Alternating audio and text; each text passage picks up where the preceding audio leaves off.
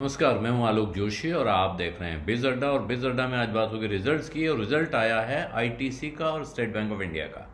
दोनों ने एनालिस्ट को सरप्राइज किया है। जो उम्मीदें थीं उससे ज़्यादा अच्छे रिजल्ट्स आए हैं और अच्छे डिविडेंड्स का भी अनाउंसमेंट हुआ है। स्टेट बैंक ऑफ इंडिया के Q4 में नेट प्रॉफिट 83% का उछाल उसमें दिखाई पड़ रहा है, 16,695 करोड़ का आया है। लेकिन उधर जो आईटीसी का रिजल्ट है, जिस पे बहुत सारे लोगों की नज़रें हैं, आपको पता ही है पिछले साल भर में आईटीसी ने एक तरह का बाजार में चमत्कार करके दिखाया हुआ है।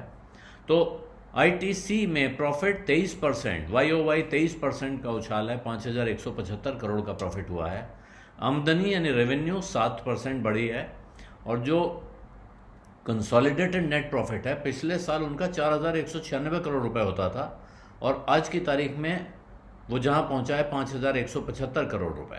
साथ में बोर्ड ने एक फाइनल डिविडेंड 6 रुपये 75 पैसे का और एक स्पेशल डिविडेंड 2 रुपये 75 पैसे पर शेयर भी अनाउंस किया है। तो साथ में अब कुल मिला के ये जो डिविडेंड होगा ये 15.5 रुपये के ऊपर चला जाएगा इसका साल भर में। हालांकि जो पिछले साल इनकी मार्च क्वार्टर यानी कि आखिरी क्वार्टर में कमाई हुई थी, रेवेन्यू थी, वो 17,754 करोड़ थी और इस साल वो 19,058 करोड़ रुपए हुई है। तो ये 7% का उछाल दिखाई दे रहा है। डिविडेंड अगर अप्रूव हो जाता है, जो कि अप्रूव हो जाएगा, उसमें कोई ख़ास असर है नहीं, तो ये 14 से 17 अगस्त के बीच में शेयर होल्डर्स के खाते में आएगा। 30 मई को रिकॉर्ड डेट है उसकी। और इस इंटरिम डिविडेंड को मिलाकर अब जो ये डिविडेंड जुड़ेगा, कुल मिला के 15 रुपये 50 पैसे ये आ जाता है। अब अगर आप टुकड़ों में देखें, क्योंकि आईटीसी भारत की सबसे बड़ी सिगरेट कंपनी है, सब जानते हैं, लेकिन अब आईटीसी न जाने क्या क्या चीज़ों की अलग अलग कंपनियां हैं। तो जो उनका सिगरेट कारोबार है, ये 13% रेवेन्यू इसमें से बढ़ा है, 8,082 करोड़ हो गया इसी क्वार्टर के लिए। दूसरी तरफ जो प्रॉफिट बिफोर टैक्स है इसी कारोबार का, सिगरेट का, ये 13% बढ़ा है। एफएमसीजी और अदर्स का सेगमेंट जो है उसमें आमदनी 19% बढ़ी है। जो 4,148 करोड़ होती थी पिछले साल के आखिरी क्वार्टर में, वहाँ से ये 4,951 करोड़ हो गई है।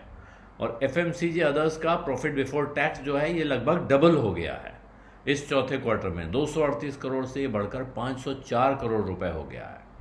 इसी तरह जो होटल का कारोबार है इनका, उसने ज़बरदस्त 99% का उछाल दिखाया है। 809 करोड़ रुपए इसकी रेवेन्यू पहुंच गई है और प्रॉफिट 205 करोड़ रुपए। 29 करोड़ रुपए का प्रॉफिट था पिछले साल इस क्वार्टर में, इस साल 205 करोड़ रुपए हो गया है। लगभग 7-8 गुना ये प्रॉफिट हो गया है। एग्रीकल्चर जो एग्री डिवीजन है और पेपर बोर्ड्स बिजनेस है दो, इनके अलावा बाकी सारे कारोबार में उछाल दिखाई पड़ा है, बेहतर रिजल्ट दिखाई पड़ा है। एग्री बिजनेस में 17% रेवेन्यू कम हुई है। और जो इनका हालांकि प्रॉफिट बिफोर टैक्स कम नहीं हुआ है, रेवेन्यू कम हुई है। और साथ में जो पेपर बोर्ड्स बिजनेस है, जो पैकेजिंग और पेपर का काम होता है इनका, उसमें 1.7% का उछाल है, सुधार है। लेकिन एग्री डिवीजन का जो प्रॉफिट है वो 24% बढ़ा है। और उधर पेपर बोर्ड्स में जो प्रॉफिट बिफोर टैक्स है वो थोड़ा सा कम होकर 445 करोड़ रुपए हुआ है। हालांकि शेयर 2% नीचे पहुंचे हैं रिजल्ट आने के बाद, और वो 418.75 पे पहुंचे हुए थे आफ्टरनून में। लेकिन ये अगर आप साल भर 1.5 साल पुराने समय से देखें तो 100% का उछाल दिखा चुका है।